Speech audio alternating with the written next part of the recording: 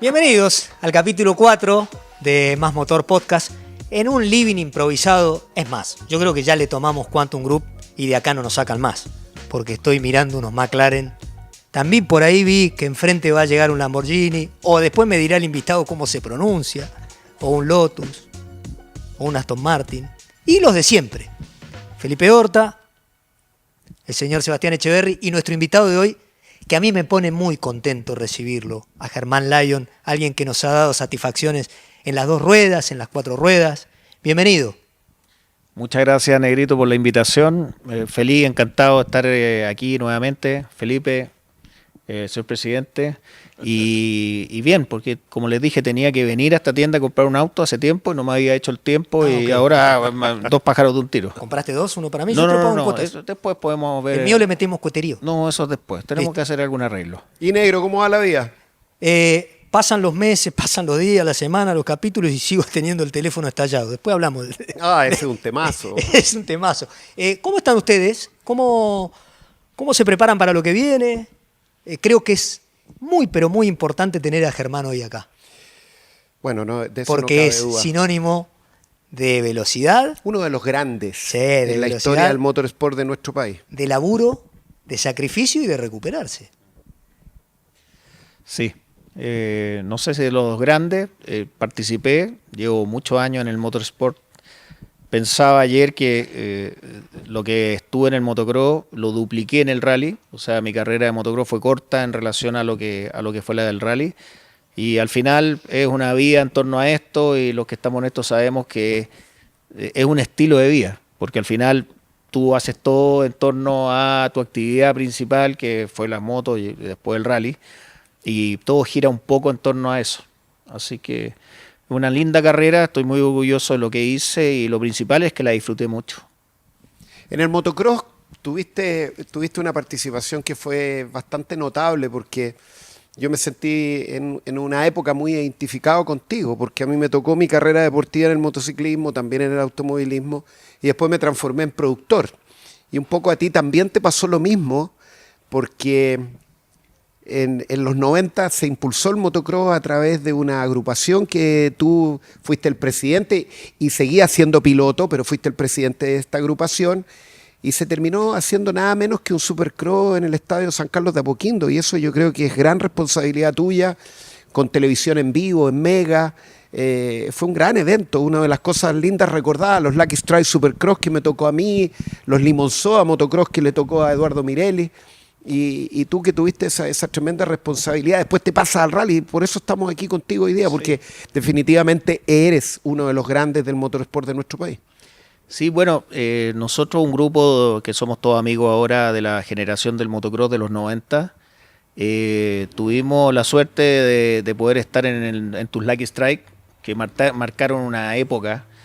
Gente que no tiene relación con el motorsport hasta el día de hoy se acuerda de los eventos en Montemar, ahí en Concón, y de ahí nace un poco la pasión por este deporte. Nos hiciste correr circuitos importantísimos, trajiste pilotos extranjeros y al final eso lo único que hizo fue subir el nivel.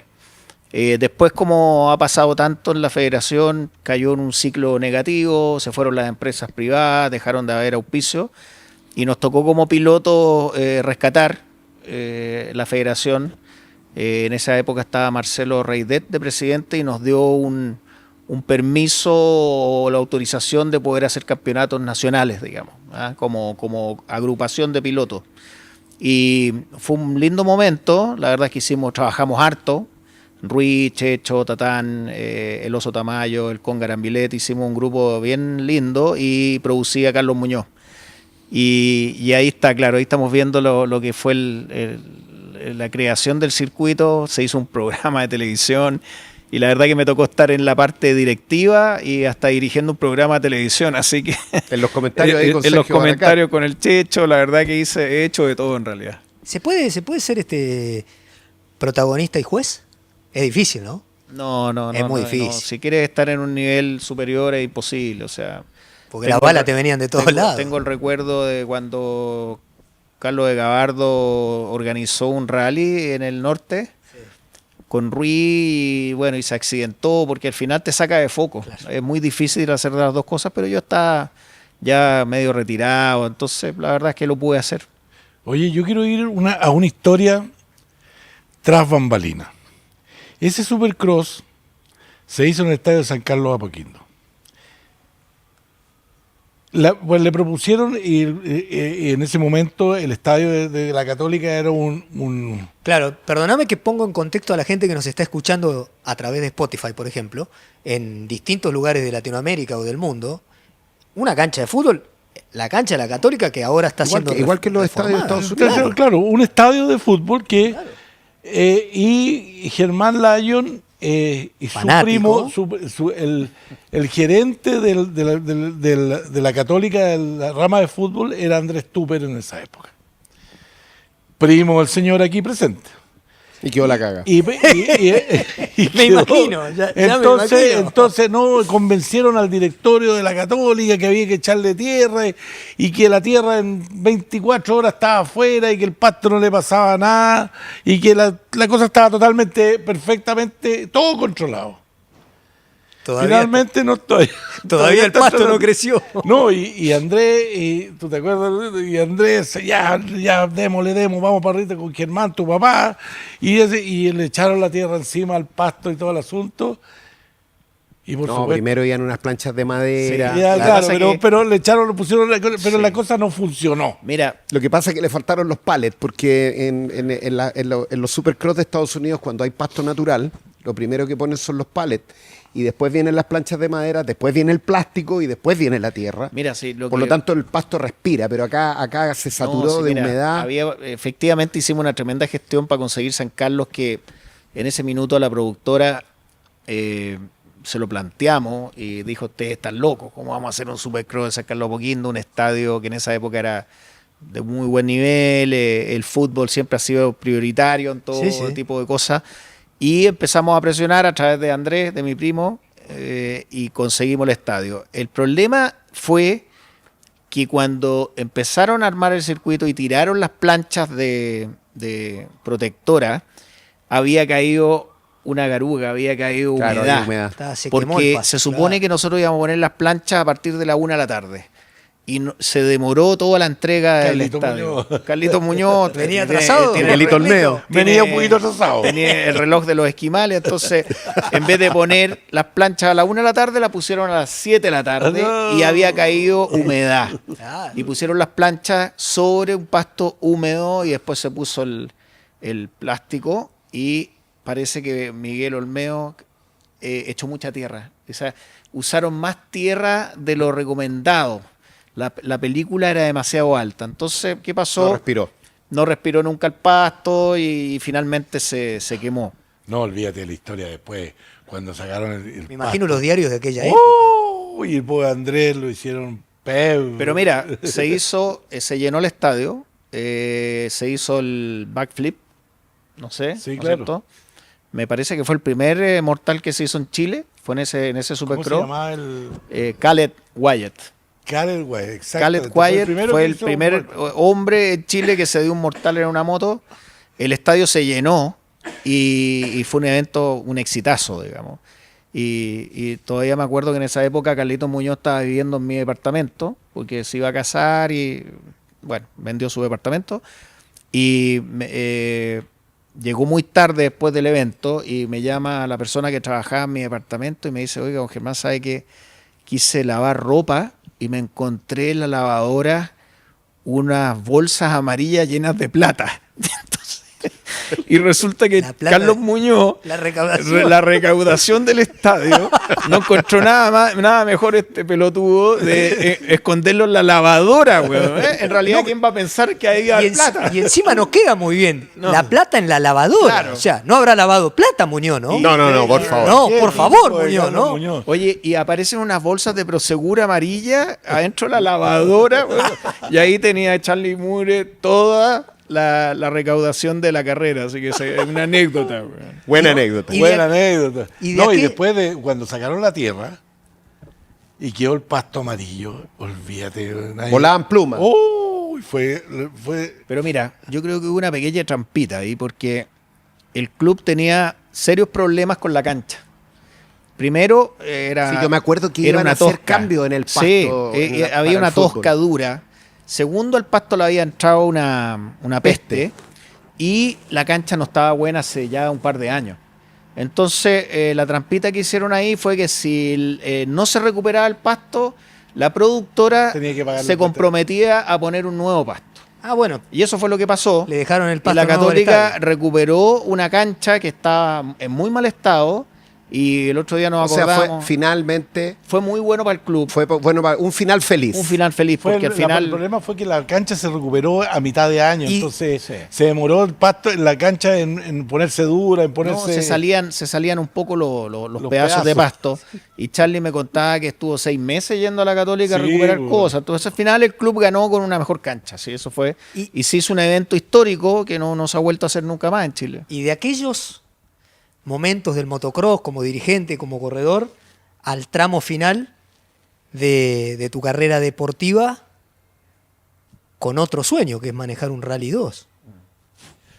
Bueno, la verdad que yo en el tema de las motos no seguía el rally, no tenía mayor información, sabía que el pelado lo organizaba, pero no tenía mucha cercanía con los autos. Estaba muy dedicado a las motos y de repente Carlitos Muñoz me llamó, que tenía el equipo Honda en esa época, y me llamó y me dijo, oye, guatón, déjate de tontear en las motos, que ya no tenéis físico para eso, ven a probar el auto. Y ahí empezó esta pasión, porque uno de los temas del rally es que tú te subías al auto y es muy adictivo, no te bajas más.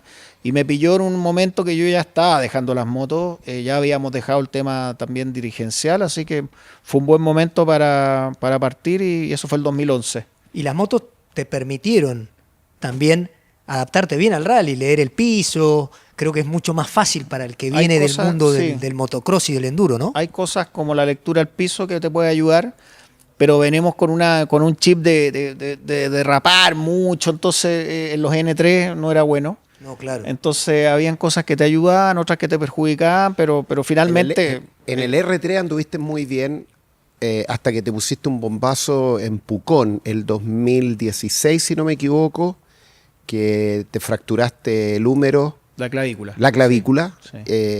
y ahí como que yo pensé que no ibas a volver. Y después volviste con más fuerza, estuviste corriendo también en la GT4 Sí. Challenge De veras, en pues sí, Codegua. no había hablado de eso. Por eso yo digo, sí. Germán, y lo digo con propiedad, que tú eres uno de los grandes referentes del motorsport en nuestro país, porque esa mirada multifacética que uno puede tener de ti como corredor de motocross, como muchacho, con tu hermano, con Tatán, Sí. que me tocó verlos. ¿De cuánto? Tenían 15, 16 años cuando estaban, Sí. cuando estaban corriendo en motocross, después como organizador, después en el rally, y que tu carrera deportiva termina de una manera súper dramática, que todos temimos por tu vida.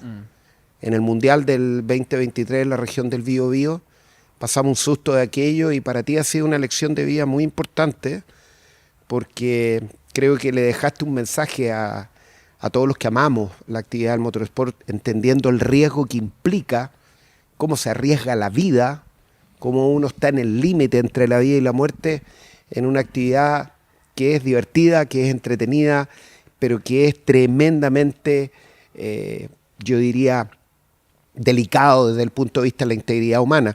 Y eso tiene que ver con la pasión de lo que significa un deportista que ha estado por 3 décadas involucrado. Y hoy día este comentario es como a título de homenaje, de decirte lo que por lo menos yo pienso personalmente, que de las personas que admiro por la carrera deportiva que ha tenido y lo que has hecho y el impulso y esa mirada crítica y de querer que la actividad siempre se haga de mejor forma y cómo te exigiste para llegar a ser un piloto de punta en la máxima categoría, creo que es súper relevante. Sí, bueno, agradecido por el reconocimiento. La verdad que uno parte en esto sin saber hasta dónde va a llegar. Y siempre he sido inquieto en probar cosas. Y me pareció que en ese año que tú dices, el 2016, y cometimos un error infantil de cambiar una hoja de ruta viendo un video que me terminó costando una lesión muy dolorosa y sacándome del rally, porque los R3 eran autos muy difíciles de manejar. Eran mucha potencia, solo tracción delantera, el chasis no era el indicado en el Citroën, y era un auto fácil de pegarse, así que eso fue lo que me sacó un par de años, pero que me llevaron a la GT4, que fue una linda experiencia. Antes de ir a la pista, venís de las motos, totalmente individualista, solo, vos, la moto y el piso. ¿Cómo te adaptaste a tener uno al lado que te venía diciendo por acá, abrite, cerrate? No es fácil para el que viene de las motos o para el que viene de la pista y llega al rally, tener a alguien que le vaya indicando cómo pudiste primero escribir la hoja de ruta y después escuchar, interpretar y ejecutar.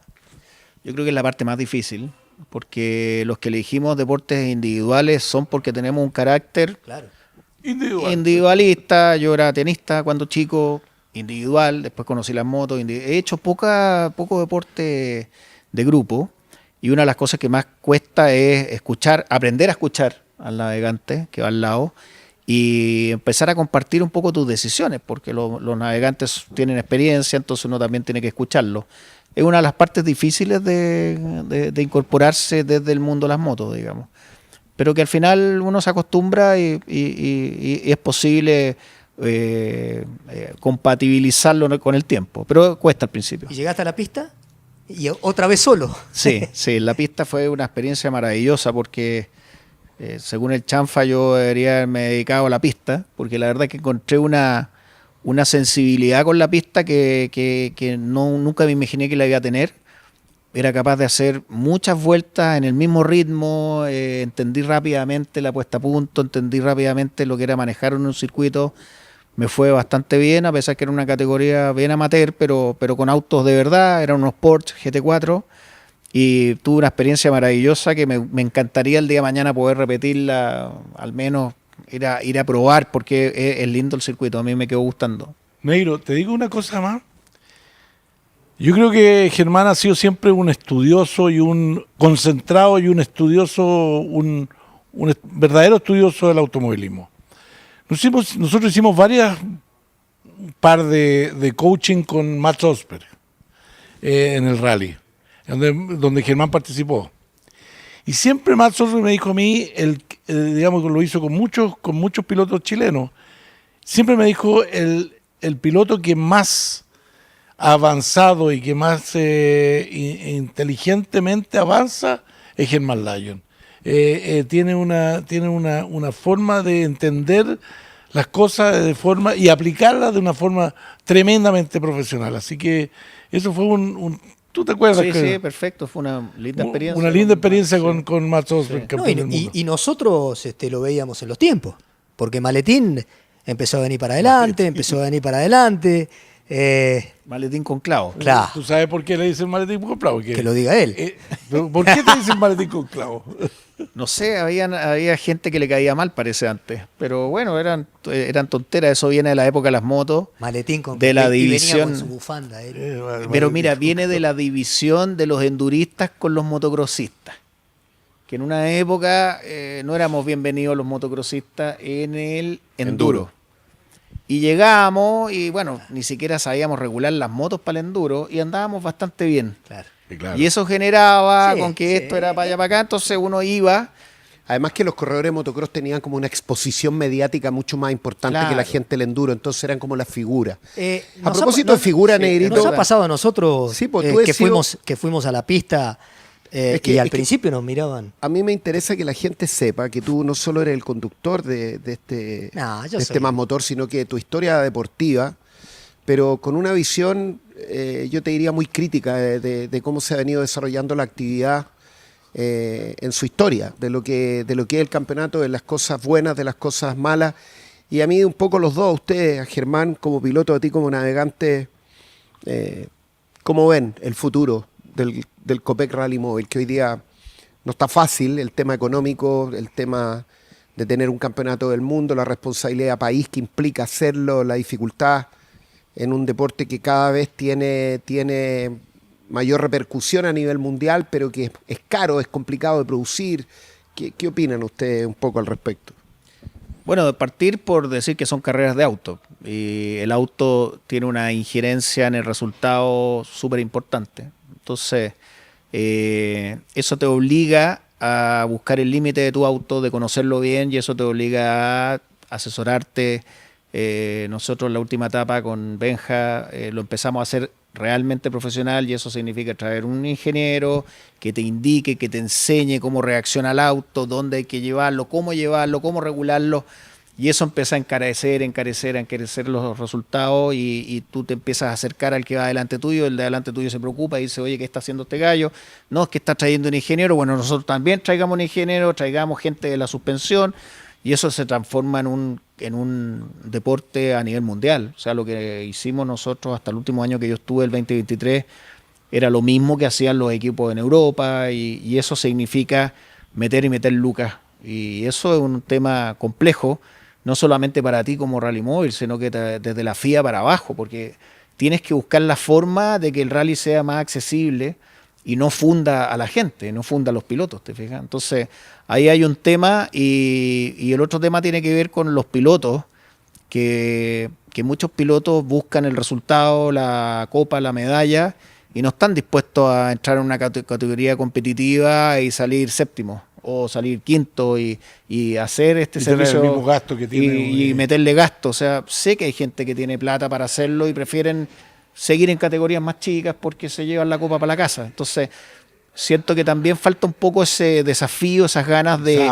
Esa hambre de decir, ¿sabes que yo puedo estar en la cola, en la cabeza del león y no en la cola o en la cabeza del ratón? Entonces, claro, yo quiero estar, o al menos darme la oportunidad de demostrarme a mí mismo que lo puedo hacer. Eso lo he hecho de menos. Es un poco lo que hizo él. Yo lo hice, claro. O sea, lo hiciste. O sea, salí, Pero tú, ¿por qué te bajaste en negro? Tenía 12 títulos como navegante de Jorge Martínez. No me pegan esa pregunta. Sí, pero es que es una pregunta objetiva, porque hoy día esta posición te resulta, ¿no te produce un poco de angustia pensar en que la adrenalina de estar en la largada de cada tramo de carrera ya no existe? ¿Qué te pasa? Yo creo que la adrenalina existe y va a existir hasta el último día, porque los que corremos vamos a ser pilotos hasta el último día. Yo creo que una de las cosas que por ahí adelantaron dejar de correr estos últimos años fue verlo a Germán en la clínica alemana, golpeado como estaba, y creo que eso... ¿Que te asustaste? ¿Te dio un poquito de miedo? Sí, la pasamos muy mal ese fin de semana, porque se había golpeado uno de los nuestros, porque no sabíamos qué pasaba. Hubo un hermetismo doloroso para nosotros porque queríamos saber qué pasaba y no teníamos un poco el feedback de lo que realmente estaba sufriendo Germán.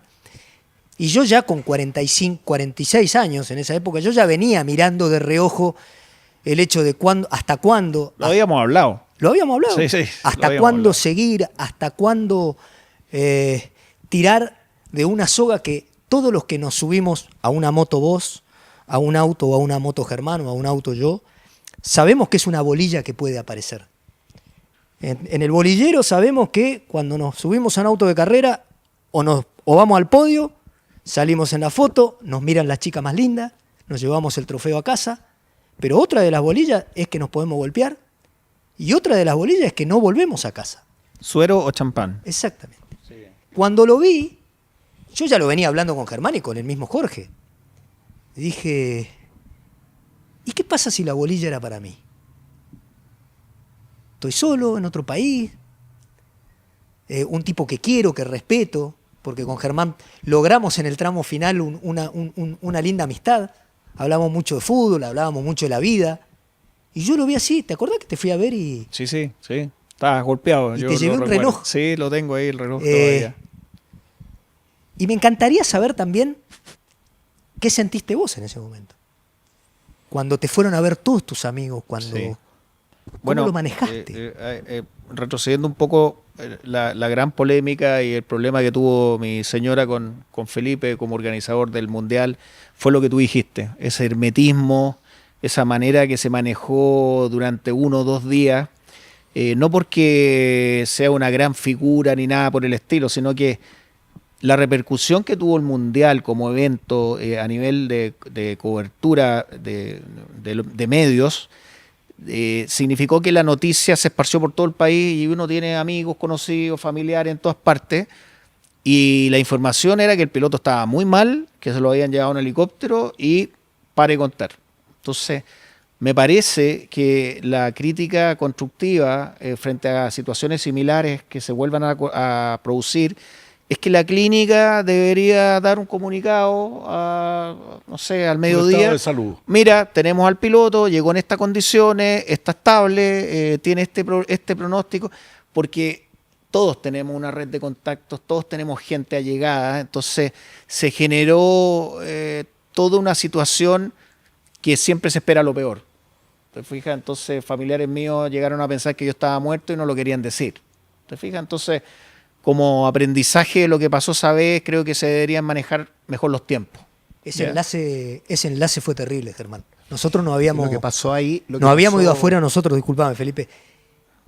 Habíamos perdido la carrera y estábamos más preocupados porque nos llegaban 7 millones de informaciones. Y fue un enlace de 100 kilómetros. Me acuerdo que veníamos de la vuelta larga. De la vuelta larga y bueno, son cosas que también es cierto que es difícil manejar. No sé si te acuerdas, pero ustedes en ese tramo se salieron. Ah, no.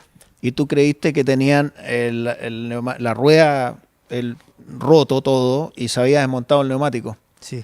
Y ellos quedan cruzados en la ruta y avisan que están cruzados en la ruta y se demora la partida del Prime.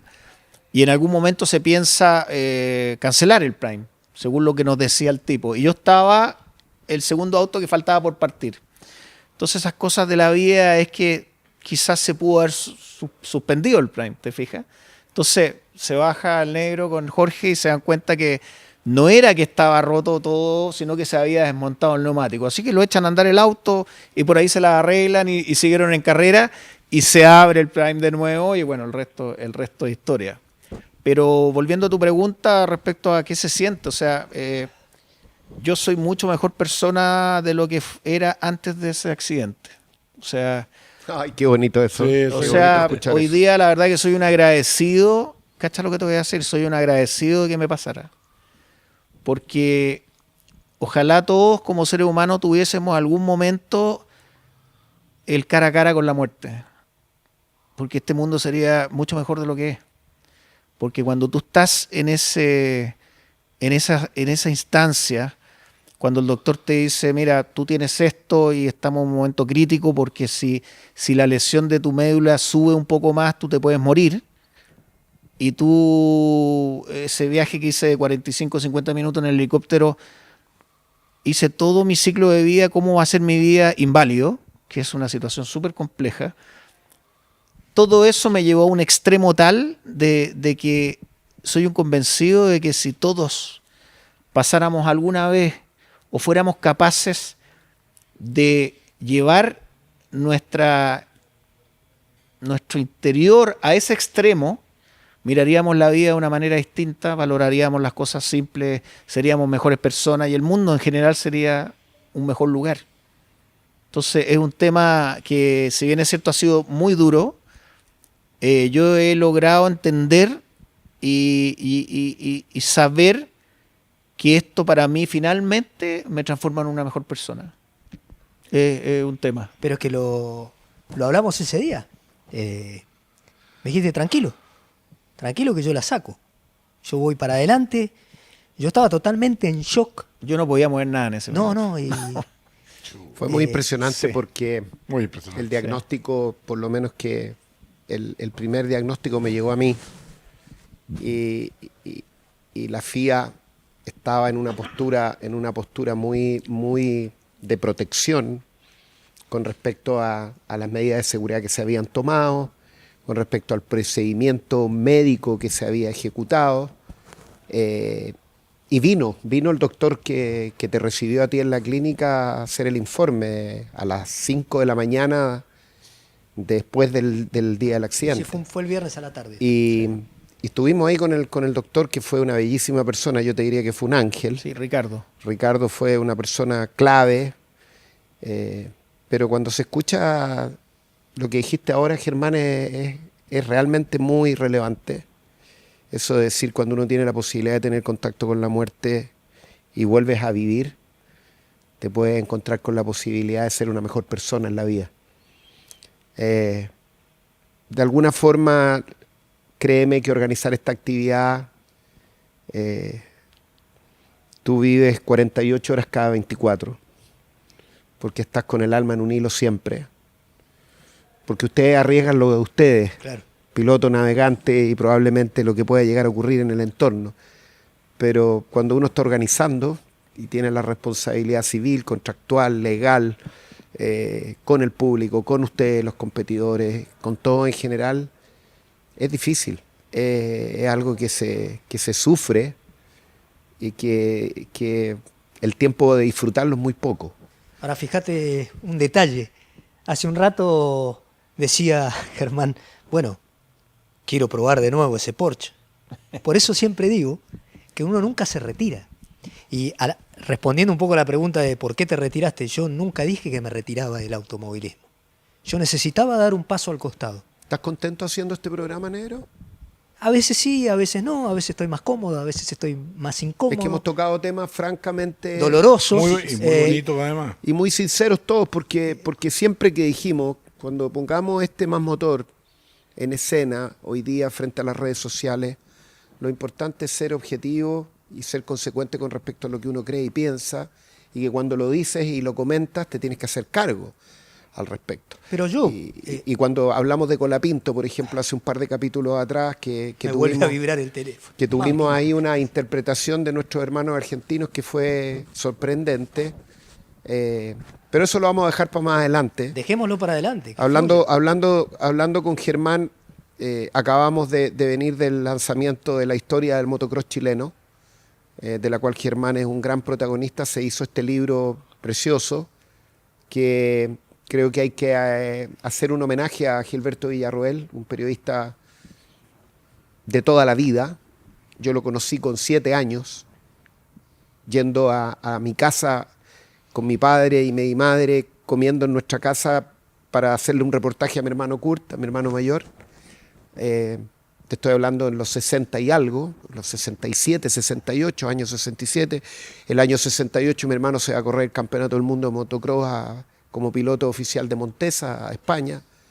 Y Villita ahí, Villita, Gilberto Villarroel cubriendo la noticia. Y ese libro hoy día tiene una historia que es sorprendente, porque es minuto a minuto con respecto a cada año, en los últimos 60 años de historia del mundo de las dos ruedas del motocross en nuestro país. Y Villita, en conjunto con la vieja generación de periodistas, con Ignacio, ambos que a mí me han recibido de una manera fantástica en mis 23 años de rally móvil, Villita y Ignacio Sijas. Y Echeverry, que corría motocross, porque por ejemplo uno lo ve gordito con esa guatita que tiene. Guatita. Esa guatita No, del gordo que no se guatita. cuida porque, Es callo. porque está guatón y se tiene que cuidar. Es una inversión. Más que una guatita es una inversión. Oye, pero ¿qué años corriste? Yo te vi en una foto en una Honda ahí. Yo corrí desde los años 75 hasta el 82. ¿Y es verdad que acompañaste al señor a Estados Unidos en su época? Cuando Ese hice es eso, otro programa que tenemos que hacer. Tenía uno. Nosotros dos viviendo en Estados Unidos, pero late show, o sea, tiene que ser una vez que después claro, de las 10 de la porque si noche. después en las redes sociales Más Motor sacan Me el acuerdo de extracto tu y lo polola, sacan la de contexto a Chilindrina. Echeverry.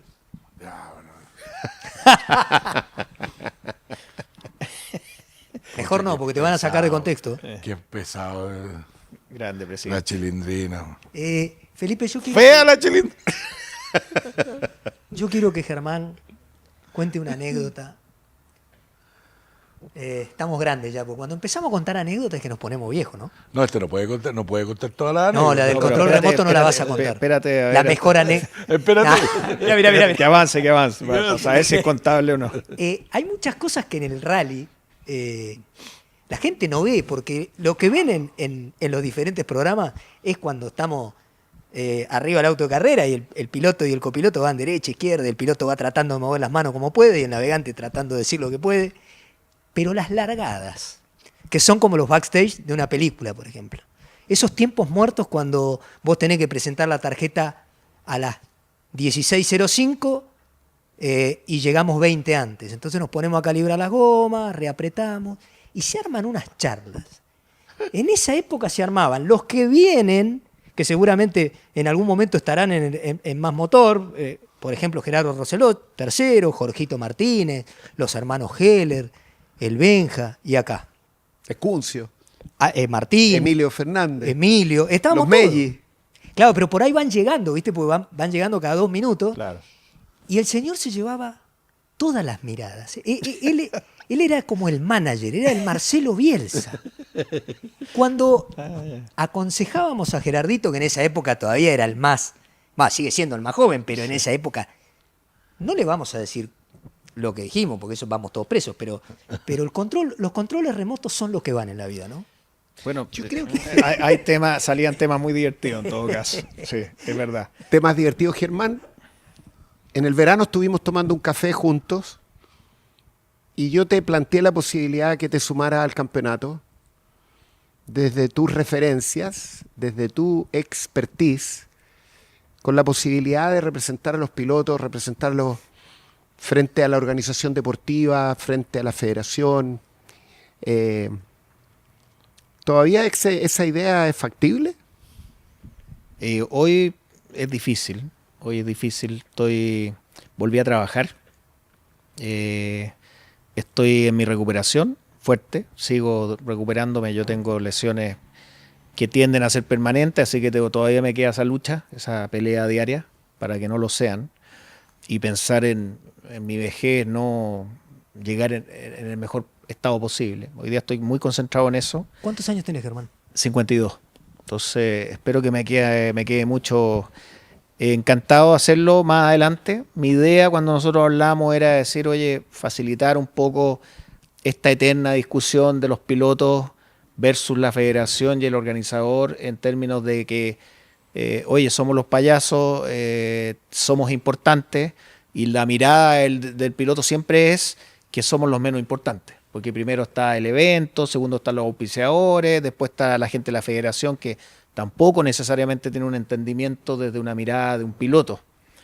Eso se puede hacer algo en la medida de que los pilotos sean capaces de organizarse, que fue lo que años atrás tratamos de hacer, y se le dio una mirada media sindicalista, cuando en realidad lo que queríamos era generar un ente que representara a los pilotos en esta constante tira y afloja con la producción y la federación. Creo que ahí hay mucho que hacer todavía. Deberíamos los pilotos ser capaces de organizarnos. Entonces, más que ser un actor asociado a la productora, debería ser un actor representante de los pilotos, que finalmente diga, justamente, oye, eso es lo que yo, claro, a eso es lo que yo me refería, porque para la organización efectivamente tú sientes que hay un pilar fundamental que tiene que ser parte, y que probablemente las cosas no se han hecho de la manera correcta y que hoy día se están pagando consecuencias de orden relevante con respecto a la continuidad, a la llegada de nuevas generaciones y a modernizarnos en todo aspecto. Tú hablaste de Sportitive la semana... No, sin ir más lejos, bueno, modernizarnos es generar nuevos pilotos, nuevos copilotos. Yo hago foco en los dirigentes.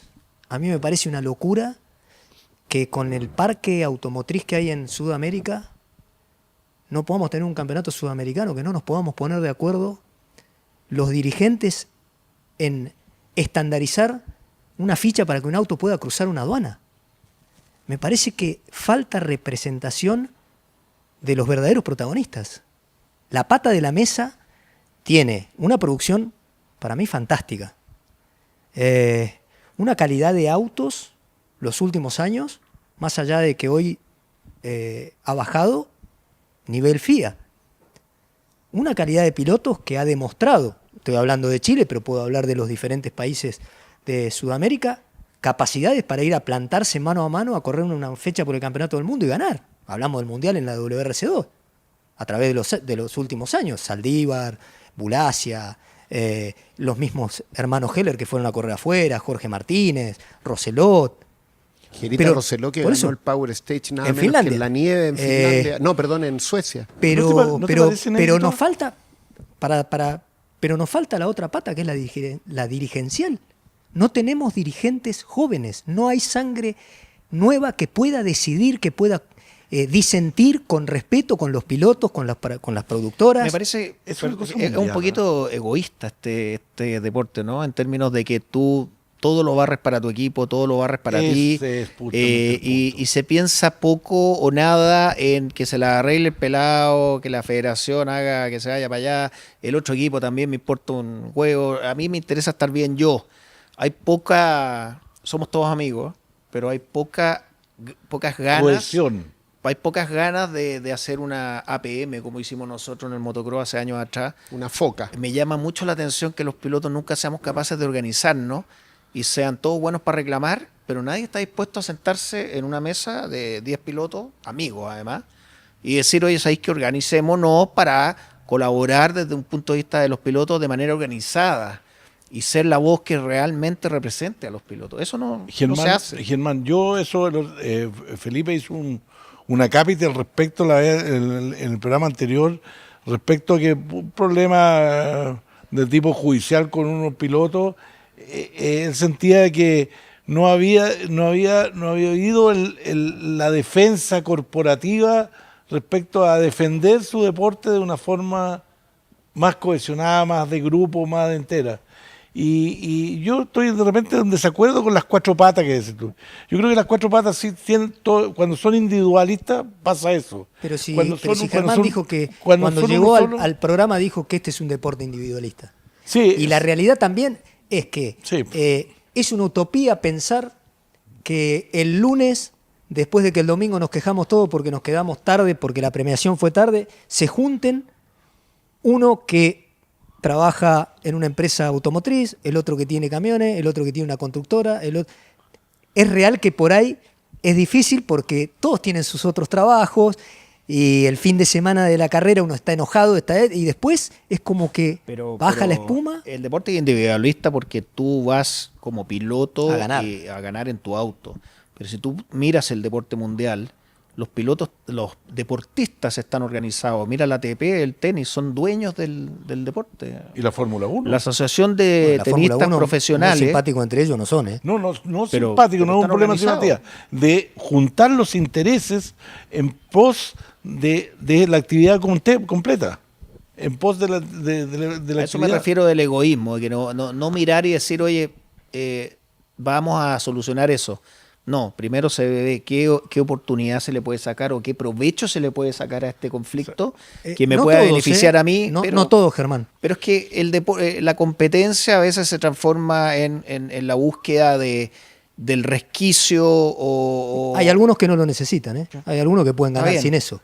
Está bien, Sí, bueno, pero si Es que no uno. no se trata de buscar solamente un resultado individual en cada una de las tripulaciones, sino de una mirada grupal con respecto a decisiones deportivas o de orden organizativa que permita que el piloto, el navegante, el concurrente, la familia se sientan tomados en cuenta. Yo pienso que por ahí va la mirada donde de alguna forma, por ejemplo, nosotros hoy día con Copec estamos en una actitud, yo te diría, muy abierta, mirando la estrategia de pensar en el futuro. Copec hoy día con 90 años de historia, un eslogan de la compañía es la mirada hacia las nuevas generaciones, una compañía que hoy día está pendiente de la movilidad, que ya no es solamente la estación de servicio que entrega combustible. Hoy día la marca Copec es una marca ciudadana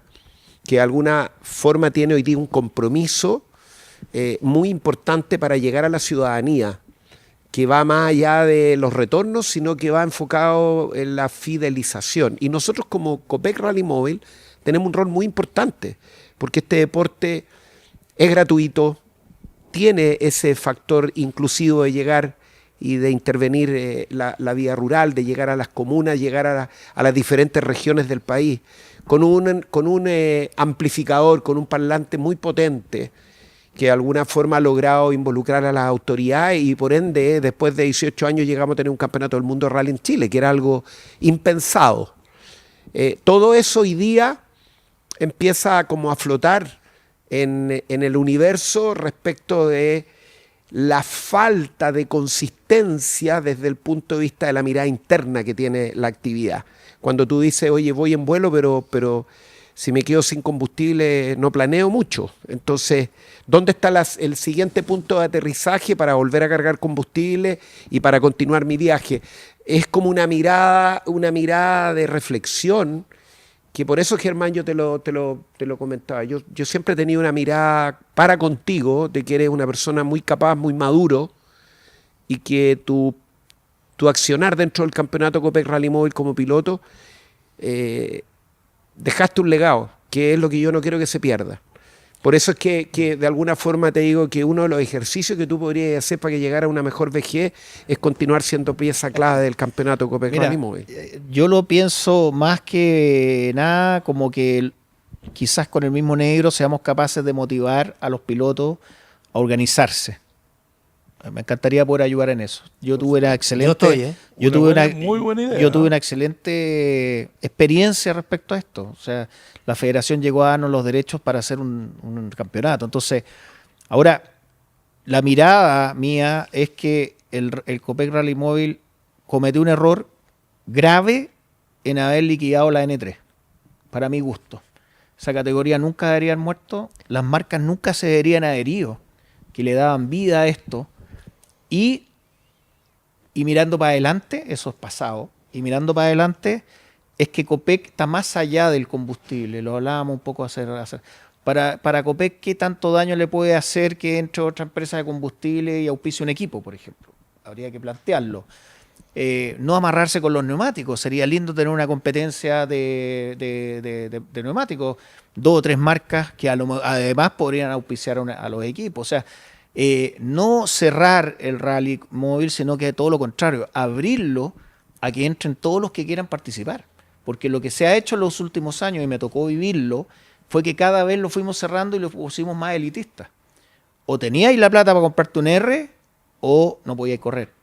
Y se desperdició una cantidad importante de pilotos que tenían N, o N4, o N3, o los R2, que hoy día están de maceteros, no sé cuántas partes. Esa parte, quizás ese salto de haber pasado tanto a la OR, terminó de alguna manera perjudicando lo que hoy día pasa, que hay muy pocos pilotos. El viaje va a continuar en el próximo podcast. Pero interesantes las reflexiones, Negrito, y ese ha sido siempre el espíritu de este programa. Y esa es la idea. A mí de verdad me emociona, me alegra, me siento como, no sé, como que siento abrigo. No sé si me explico, como que siento calor humano respecto de decir, ok, arropémonos. Y pongámonos en el fiordo, y esperemos el tiempo favorable después de la reflexión para salir a buscar el norte verdadero. 2 cosas para cerrar. Gracias por venir. ¿Qué nombre le ponemos? Yo le pondría luchador a fondo a este podcast, ¿no? Porque... Yo le pondría Germán. Germán el luchador a fondo, ¿les parece? Eso. Germán el luchador. Sí, porque estamos haciendo como un recuento del nombre de cada uno de los capítulos. Así le pondría a este programa. Claro, champagne o suero no, porque ese es más de café. Suero champagne yo me lo tomé demasiado en serio. Gracias por venir. No, maravilloso poder conversar con tranquilidad, temas que uno tiene un poco en la cabeza y que le tocó vivir, así que encantado y gracias por recibirme acá en este lugar tan lindo además. Nos vemos con ustedes, nos seguimos viendo. Obvio. Sí, obvio. Voten por el outfit de Felipe. ¿Se acuerdan la semana pasada? Está bien hoy. Sí, bien, ¿no? ¿Cómo lo viste hoy? Bonito. Livianito. Con ustedes nos encontramos dentro de 7 días o cuando ustedes nos quieran ver, porque las plataformas digitales nos permiten y les permiten a ustedes encontrarnos en cualquier momento. Chau.